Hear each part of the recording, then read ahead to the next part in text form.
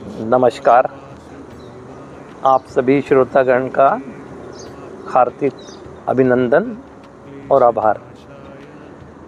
जिनके सुझावों की वजह से हमें प्रेरणा मिल रही है और हम ये 28 डेज थेरेपी प्रोग्राम के अंतर्गत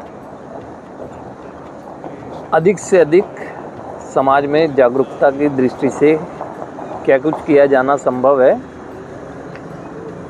वो चर्चाओं के माध्यम से आप तक पहुंचा रहे हैं।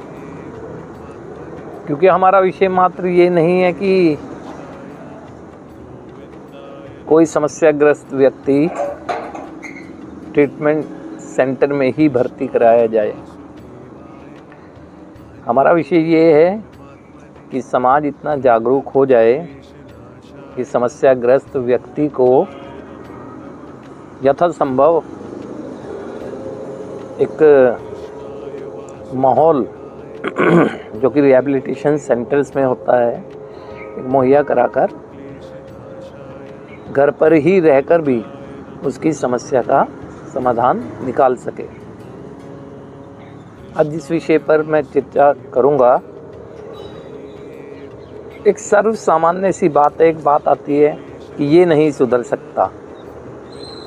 ये पीड़ा है उस माँ की, उस पत्नी की, या कहें तो उस समस्त परिवार की, जो चाहता तो है कि नशे में ट्रैप हुआ वो व्यक्ति जो ज़िंदगी को विनाश की ओर बढ़ाता जा रहा है, समस्या से निकले, लेकिन उसका दर्द, उसका दुख, उसकी निराशा यही कह रही है कि ये नहीं सुधर सकता। प्रयास भी कर रहा है।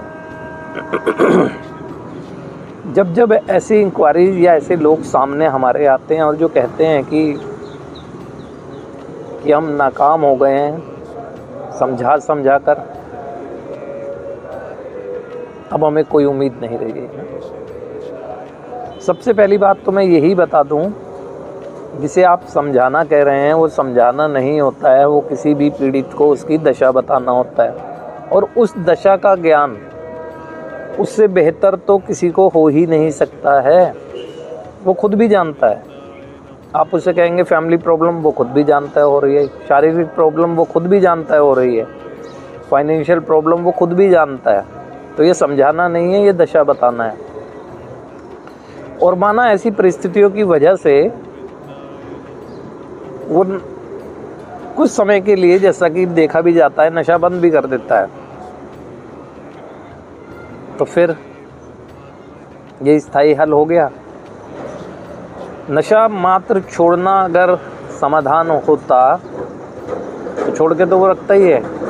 काफ़ी केसों में देखा है कि लंबे लंबे समय तक छोड़ कर रखते हैं। तो फिर वास्तविक समस्या है क्या?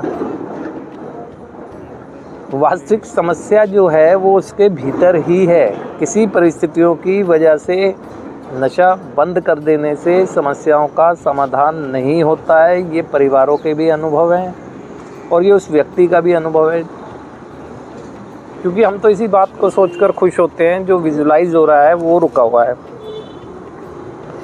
लेकिन जो हमें दिख नहीं रहा है ना, जिसको हम समझा भी नहीं रहे हैं, वो तो उसके भीतर है ना।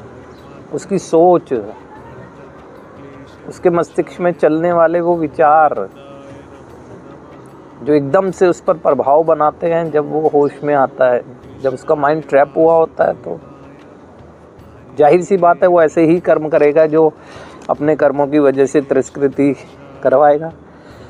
लेकिन आप कभी समझें इस चीज़ को ना, समाज में जागरूकता की कमी है इस दृष्टि से। अगर नशा छोड़ देना समस्या का समाधान होता तो काफ़ी लोग हैं जो बार बार फिर फंसे हैं इस चीज़ों में। तो वास्तविक समस्या है क्या? उसकी सोच, क्योंकि वो जन्म से नशा नहीं कर रहा, उसकी सोच जो उसे, और सोच के स्तर पर वो कंफर्टेबल नहीं रहता है। जब आप लोग या समाज का कोई भी सदस्य उसको जो समझाना कहते हैं ना, वो प्रेशर बनता है उस बातों से ना, बार बार सोचने से। वो सोच तो खुद भी रहा है। अब हमें जागरूक होने की ज़रूरत है ना।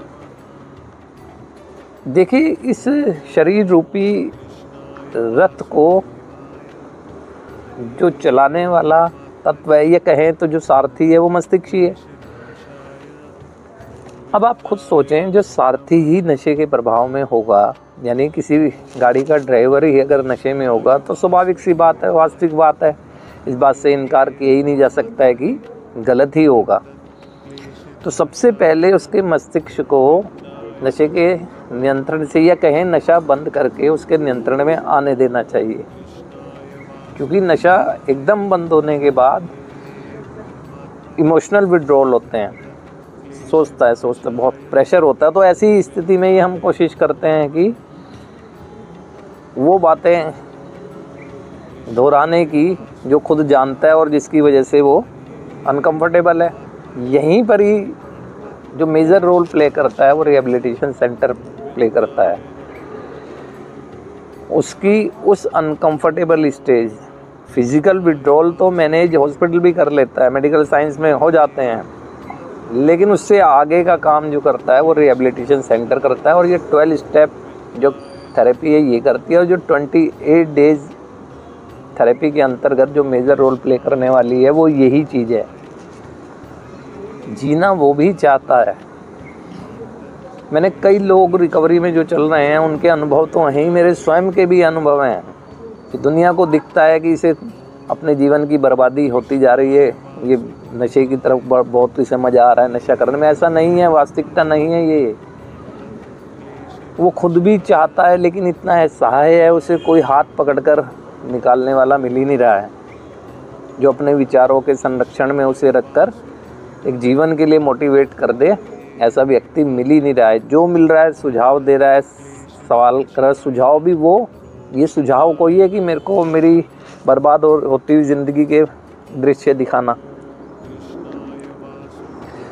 सुझाव तो आगे होते हैं जीवन को आगे बढ़ाने के लिए ना। पास्ट वैसे ही प्रेशर बना रहा होता है व्यक्ति के ऊपर। तो अभी रिहैबिलिटेशन सेंटर का यही काम है। तो और अगर कहें इसके अंतर्गत चलने वाली ये 28 डेज थेरेपी का यही मेजर रोल है कि अब जब उसका मस्तिष्क नशे के नियंत्रण से दूर हो चुका है, जाहिर सी बात है इमोशनल विड्रॉल होंगे, उसको हर चीज़ के लिए एक बेचैनी, परेशानी, एक निराशा लगेगी कि क्या कर दिया ज़िंदगी का उसने। यही समय होता है जहाँ उससे एक लव, केयर, कंसर्न वो भी जीना चाहता है, और जीना उसका अधिकार है। जीने का रास्ता उसके पास बस नहीं है। तो वो रास्ता दिखाने का काम ही रिहैबिलिटेशन सेंटर में ये मॉडल करता है। उसकी पहचान बताता है कि चाहने के बाद भी क्यों नहीं निकल पा रहा था। मात्र वो नशे के आगे ही पावरलेसनेस नहीं है, उसकी शक्तिहीनता नहीं है, सोच के आगे भी है, लोगों को बर्दाश्त करने के भी आगे है, उसका अपने विश्वास के आगे भी है। बहुत सारी ऐसी चीज़ें हैं जिससे कि उसके माइंड को एक पॉजिटिव एनर्जी मिलती है, और उसके अंदर से भी एक ऐसे विचार, यानी जीवन रूपी विचार का बीज फूटता है कि हाँ, जब और इस समस्या से निकलकर बेहतर ज़िंदगी जी सकते हैं तो मैं क्यों नहीं जी सकता हूँ। तो इसीलिए ये कहना बंद कर देना चाहिए, ये नहीं सुधर सकता। बस हम क्या कर सकते हैं, हम जब व्यक्ति भटकता रहे तो उसे जीवन रूपी मार्ग पर लाकर खड़ा करें, हम उसके जीवन को तो सुरक्षित करें। मैं कई केस देख चुका हूँ ऐसे, जिन परिवारों ने 1-2 प्रयास के बाद कोशिश करना बंद कर दी, आज वो दुर्भाग्य से वो भाई लोग इस दुनिया में नहीं है ना। और अगर मैं अपने संदर्भ में भी कहूँ तो संभव है, मैंने सुना भी है और कहा भी गया कि ये नहीं सुधर सकता। लेकिन आज मेरा एक शब्द जो मुझे मजबूती देता है वो ये भी है, मेरे परिवार की मुझे जिंदा रखने की चाहत ने जीवन दे दिया। वो अपनी ड्यूटीज़ करते रहे कि अगर ये इस समस्या में अपनी ज़िंदगी को ख़त्म करने को करेगा तो हमारा फ़र्ज़ है कि हम इसकी ज़िंदगी को नशे की वजह से ख़त्म नहीं होने देंगे। इस लेवल की मजबूत सोच करने की ज़रूरत है आज समाज को।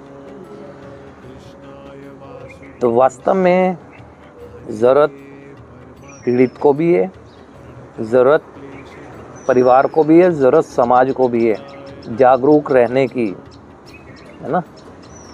हर व्यक्ति जो अस्तित्व में है, जब तक उसके अस्तित्व का मूल्य उसे कोई समझाएगा नहीं तो वो मोटिवेट भी नहीं होगा।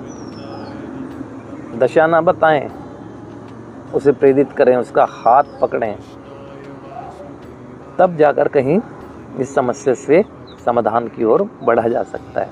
तो मैं आने वाले समय में आपके बीच में आता रहूँगा। मुझे बहुत खुशी है इस बात की कि आप लोगों के फ़ोन कॉल के माध्यम से, मैसेज के माध्यम से जो हमने अभियान चलाया है, इसे अगर सामाजिक जागरूकता अभियान की तरह कहें, कोई भी शब्द नाम दे दें, लेकिन एक जो नशे की समस्या से निकालने के लिए जो ये जागरूकता अभियान चलाया गया है, उसके लिए बहुत हमें आप लोगों के अप्रिशिएशन मिल रहे हैं।